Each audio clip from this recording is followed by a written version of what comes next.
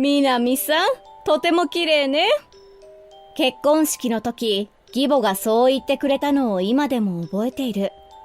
それからも義母とは良好な関係が続いていた。嫁姑問題なんて私には関係ない。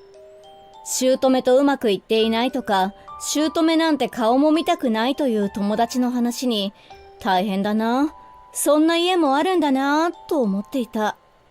私の名前はみなみ。結婚して3年目の32歳、会社員だ。夫のゆうまは大学の同級生。友達付き合いが長かったから、結婚してからも楽に生活できている。だけど、結婚して1年が経った頃、義実家に同居の話が持ち上がった。義母と住んでいた義妹が職場で異動になったために引っ越し、一人になった義母が寂しさに耐えられず、夫に連絡をしてきたのだ。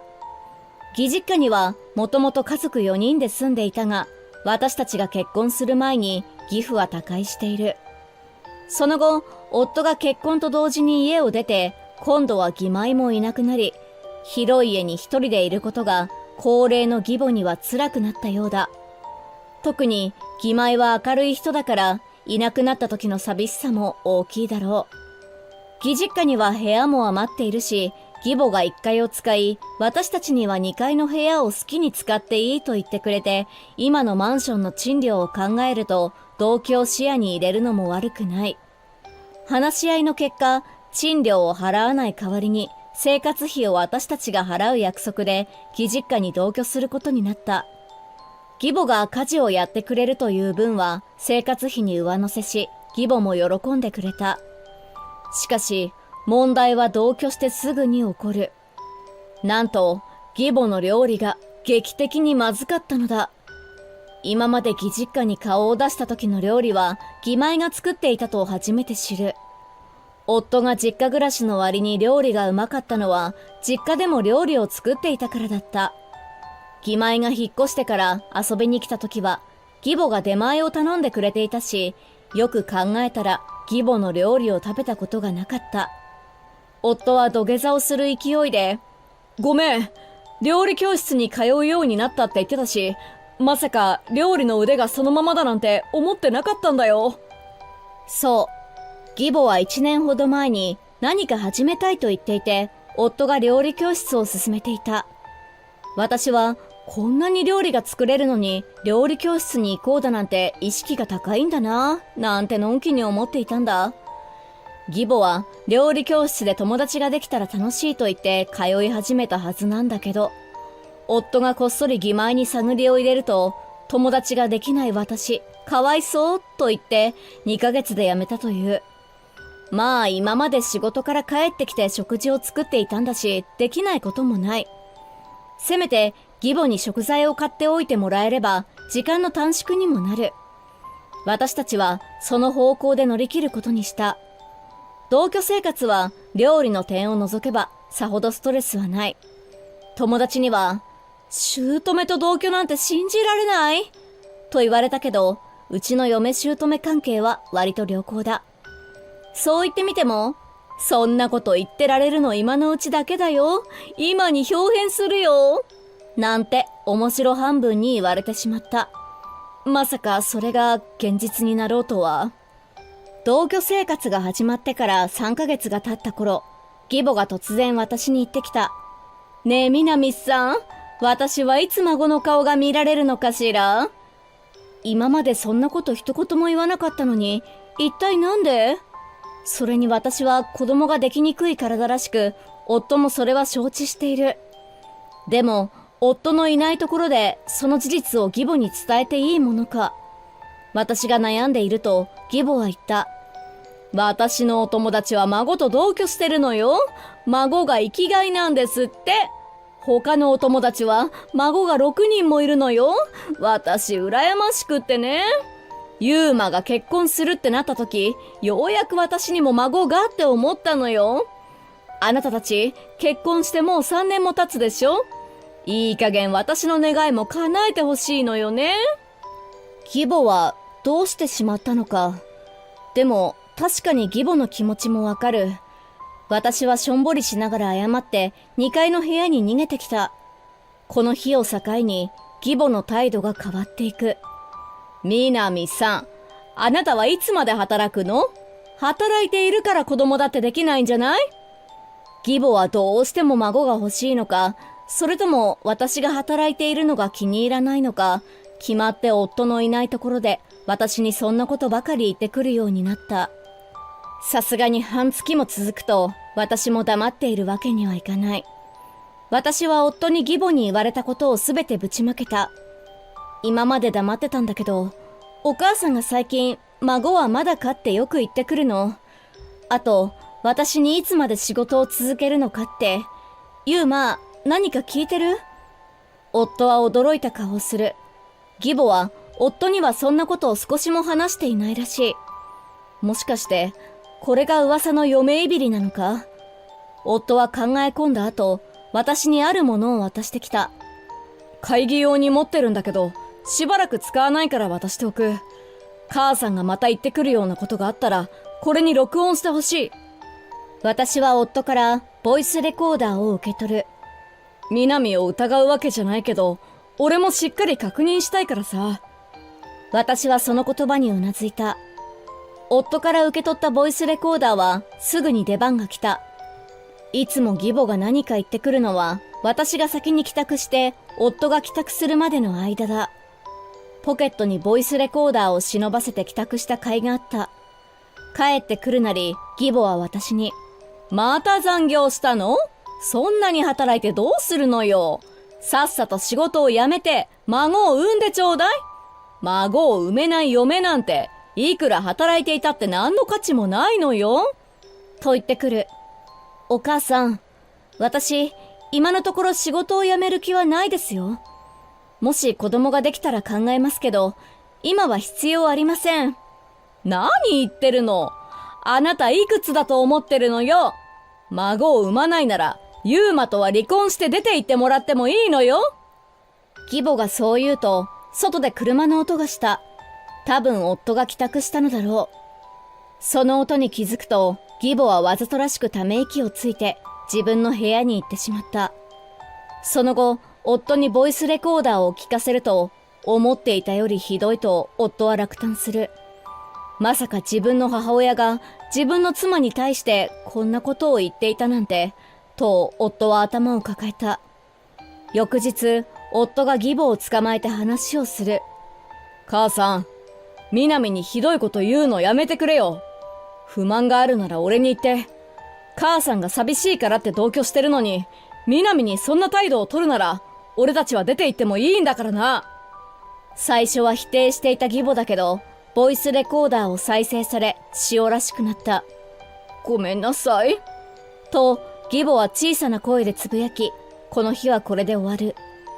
そこから1週間、私に嫌味を言ってこなくなった義母を見て、孫を楽しみにしていたなら、それくらい言いたくなっても仕方ないのかな、なんて思ってしまった。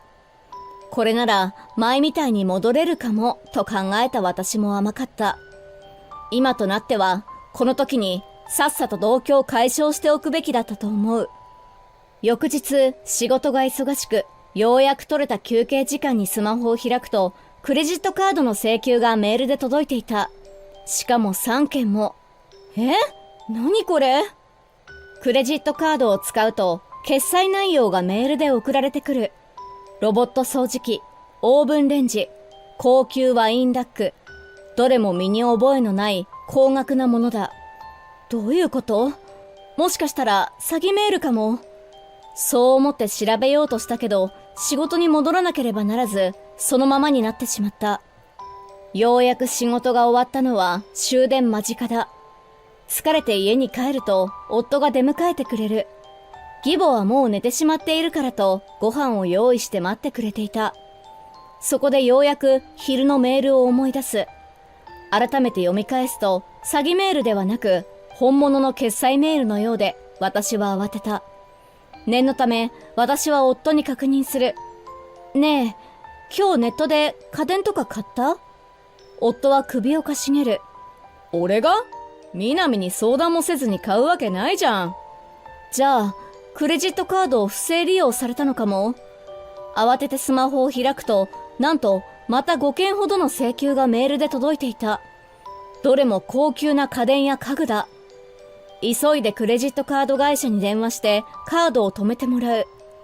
不正利用された場合、警察に届け出が必要ということも聞いた。でも今日はあまりにも疲れていて、今から警察に行く気力なんてない。カードは止めたし、これ以上の被害はないだろう。夫にも今日はとにかく休んだ方がいいと言われ、その日は布団に入った。翌日は休みだったので、目覚ましをかけずに寝ていたら、いつの間にか9時を回っていた。インターホンの音で目が覚める。夫は仕事、義母はいるはずだから大丈夫だろうと思ったけど、何度かインターホンが聞こえてくる。義母はいないのかもしれない。半分寝ぼけたまま玄関を開けると宅配便だった。義母宛ての荷物だ。自分の荷物が届くなら自分で受け取ってよと思いながら部屋に運ぶ。そこで私は気づいた。これ、昨日の請求書に載っていたオーブンレンジだ。私はようやく目が覚め、昨日のことを思い出す。よく考えたら、請求書が来たクレジットカードはいつも家に置いてあるものだ。私は慌てて自室に行き、クレジットカードを保管している戸棚を開けた。そこにはきちんとしまわれている。ということは、不正利用の犯人は義母？にわかには信じがたい。さすがにそれはないだろう。いや、でも、と自問自答していると、またインターホンが鳴り、今度は高級ワインラックが届いた。待て待て、こんなのを買ってどうする気なんだ？100歩譲ってロボット掃除機はよしとしよう。オーブンレンジなんて義母は使わないというか絶対に使いこなせない。それで美味しい料理が出てくるならまだしも、機械には疎いし説明書を読むのも苦手な義母がそんなもの使いこなせるはずがない。午後になるとようやく義母が帰宅した。私は届いた荷物を指さして義母を問い詰める。お母さん、これどういうことですか？驚かせようと思ったのに、南さんが受け取っちゃったのね。翌日配送してくれるなんてすごいわね。義母は悪びれもせず言ってくる。いや、そうじゃなくて、この支払い、私のクレジットカードでしましたよね。そう言うと、義母はきょとんとした顔をする。ええ、そうよ。その言葉に、私は絶句してしまった。さも当然ですという顔をして言われると、私がおかしいのかと思ってくる。私は頭をブンブンと振った。なんでですか？何の断りもなく。そもそも人のカードで支払いするなんて犯罪ですよ。義母は笑い出す。なーに言ってるのよ。たまには姑孝行しなさいよ。掃除機かけるのも大変だし、温めるだけの電子レンジも買い替えてあげたんだから感謝してほしいくらいだわ。それに子供もできない嫁を住まわせてやってるのよ。仕事も辞めずに私に家事を押し付けているんだから、このくらいのお金はあるでしょ。全部あんたが払うのよ。今までの義母は何だったのか。人が変わってしまったようだ。ちょっと待ってください。住まわせてやってるって、そもそも同居を提案してきたのはお母さんですよね。家事を押し付けてるって言っても、その分生活費を多く渡すっていう話でまとまっていたじゃないですか。それに料理も洗濯も自分たちでやっているし、押し付けた覚えは一度もありません。そう言うと義母はなぜか呆れ顔。まるで私がおかしいと言わんばかりだ。やーね、嫁の分際で。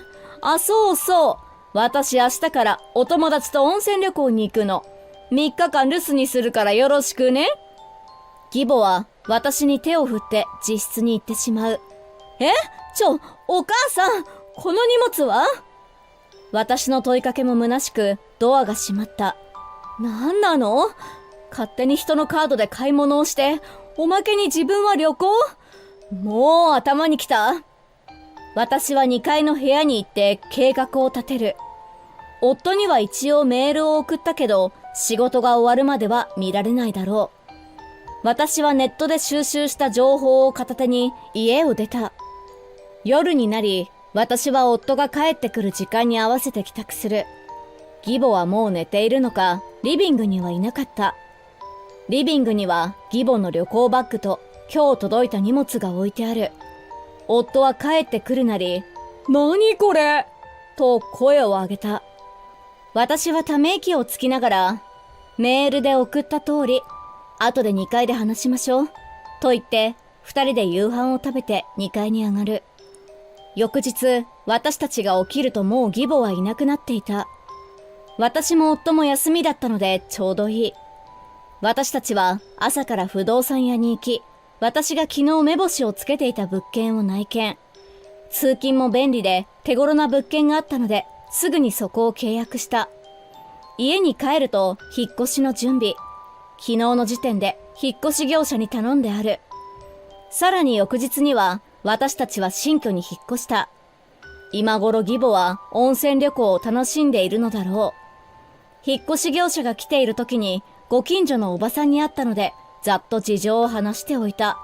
あら、大変ね。と言いながらも、どこか楽しそうなおばさん。私たちは荷物を運び終えると新居に向かった。その夜には私たち夫婦の新生活が始まる。義母からは夫に楽しそうな旅行の写真が送られてきたようだ。夫はそれを見てため息をつく。母さん、周りに影響されたんだろうな。義母の友人には孫を可愛がっている人やお嫁さんを敵視している人もいるらしい。